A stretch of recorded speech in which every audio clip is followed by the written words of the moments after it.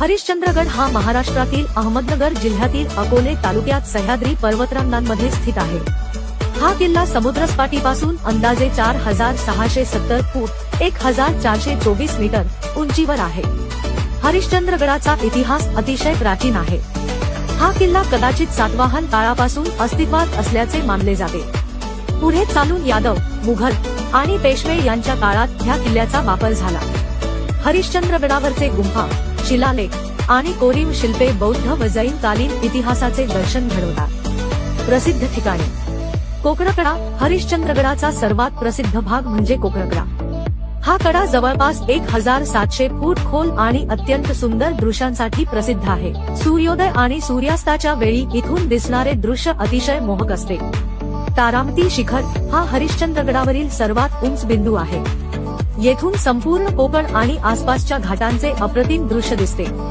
हरिश्चंद्रेश्वर मंदिर हे प्राचीन मंदिर भगवान शिवाला समर्पित आहे। मंदिराच्या शेजारी असलेल्या गुंफांमध्ये साधक आणि गिर्यारोहक मुक्काम करतात। केदारेश्वर गुहा: हरिश्चंद्रगडावर असलेली केदारेश्वर गुहा ही अतिशय पवित्र आणि रहस्यमय गुहा आहे। या गुहेत एक मोठं शिवलिंग आहे, जे नेहमी थंड पाण्यात बुडलेलं असतं।